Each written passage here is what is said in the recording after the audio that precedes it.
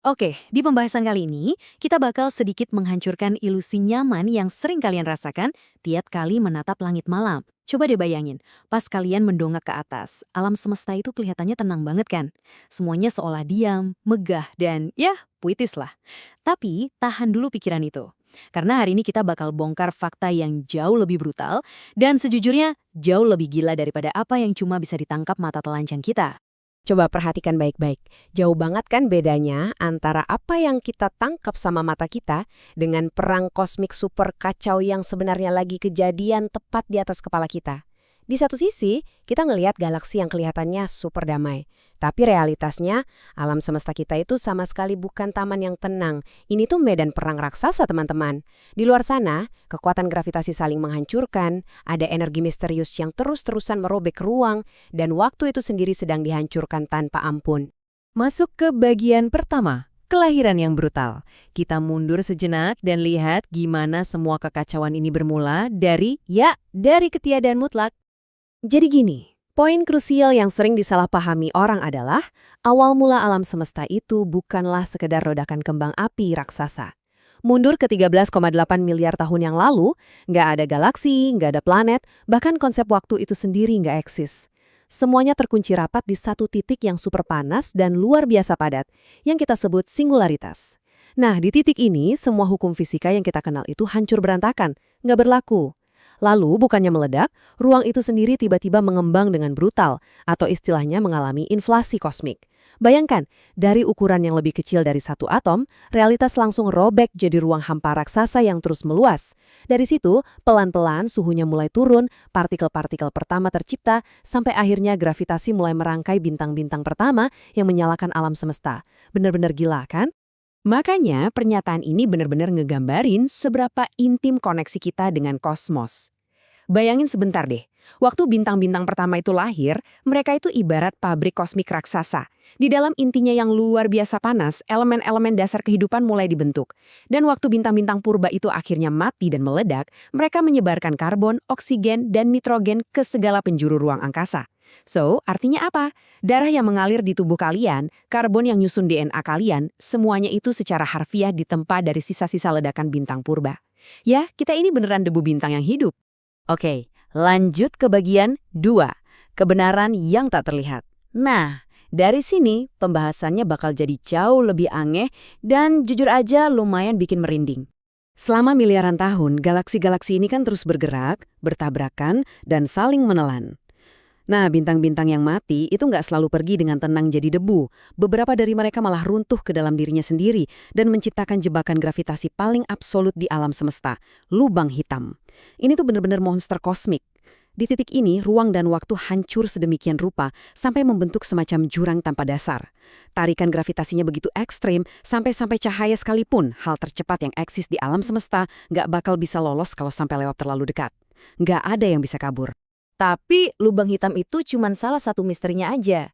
Yang nggak kalah bikin pusing para ilmuwan adalah struktur kerangka tak terlihat yang mengatur semua pergerakan kosmik ini. Kita menyebutnya materi gelap. Ini adalah zat misterius yang nggak bisa kita lihat, nggak memantulkan cahaya, bahkan teleskop paling canggih buatan manusia pun gagal mendeteksinya secara langsung. Tapi, fisika membuktikan kalau zat ini pasti ada. Kenapa? Karena tanpa materi gelap ini, galaksi-galaksi raksasa yang berputar super cepat itu udah pasti bakal hancur berantakan dan terpental ke segala arah sejak miliaran tahun yang lalu. Jadi bisa dibilang, materi gelap inilah lem kosmik rahasia yang menyatukan semuanya. Coba deh, resapi proporsi ini. Fakta ini benar-benar mind-blowing.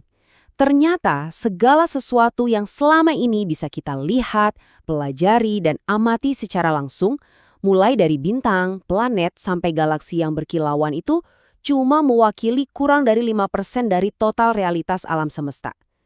Gila nggak tuh? Sisanya dikuasai oleh materi gelap dan satu lagi komponen ketiga yang porsinya paling besar dan dominan.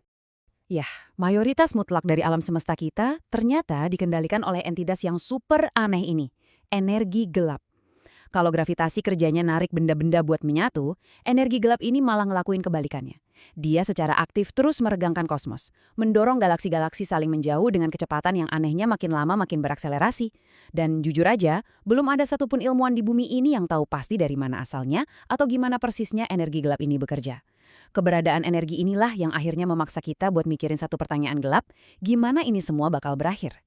Masuk ke bagian 3, masa depan yang mengerikan dan ketidaktahuan. Berdasarkan peregangan ruang dan tarikan gravitasi tadi, para ilmuwan punya 3 skenario kiamat kosmik tentang gimana akhir dari segalanya.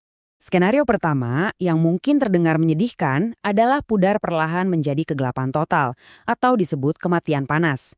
Di sini, alam semesta dibiarkan terus mengembang, terus dan terus, sampai galaksi-galaksi terdorong begitu jauh, bikin langit malam di planet manapun jadi kosong melompong. Pada akhirnya, seluruh bintang bakal kehabisan bahan bakar dan mati pelan-pelan. Lampu-lampu kosmik ini padam selamanya, menyisakan ruang angkasa dalam kegelapan dan suhu dingin abadi. Sepi banget kan? Nah, skenario kedua ini yang jauh lebih brutal. Robekan besar atau Big Rip. Kalau kekuatan energi gelap jadi terlalu over, ekspansi ruang nggak cuma bakal dorong galaksi menjauh. Ekspansi ini secara harfiah bakal mencabik-cabik realitas itu sendiri. Pertama galaksi yang dirobek, lalu bintang-bintang dihancurkan, planet diledakkan berkeping-keping, sampai akhirnya pada titik puncak, molekul dan atom-atom penyusun tubuh kita juga ikut dicabik-cabik. Semuanya hancur tak tersisa, ditarik melampaui batas fisiknya jadi ketiadaan mutlak. Atau kita dihadapkan pada skenario ketiga. Gimana kalau akhirnya gravitasi yang menang melawan ekspansi? Ini yang disebut remukan besar atau Big Crunch. Di sini, ekspansi kosmik yang tadinya meluas perlahan, kehabisan tenaga, dan berbalik arah secara ekstrim.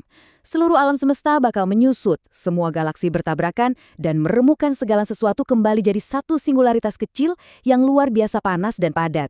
Menariknya, beberapa fisikawan mikir ini mungkin bisa memicu ledakan baru, semacam siklus penciptaan dan kehancuran kosmik yang nggak pernah berhenti. Lanjut ke bagian keempat, melampaui alam semesta yang teramati. Supaya benar-benar paham seberapa gilanya ini semua, kita perlu sedikit nge-zoom out dan lihat ukuran nyata dari arena pertempuran kosmik ini. 93 miliar tahun cahaya. Angka ini dengan sempurna nunjukin seberapa kerdilnya sudut pandang kita selama ini. Diameter 93 miliar tahun cahaya itu sebetulnya cuma ukuran gelembung yang bisa kita lihat dari bumi. Batas maksimum di mana cahaya punya cukup waktu buat meluncur dan sampai ke teleskop kita sejak awal mula waktu.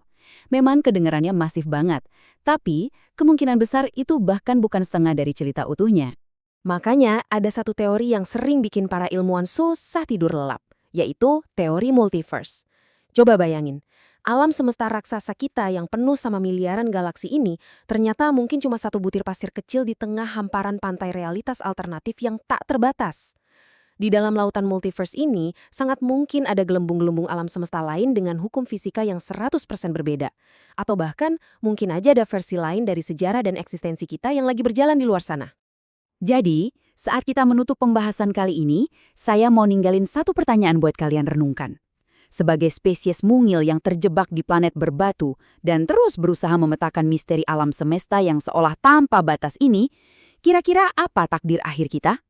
Di tengah medan perang raksasa yang dikuasai kegelapan dan monster kosmik, akankah kita menemukan peradaban lain buat nemenin kita mengarungi ini semua?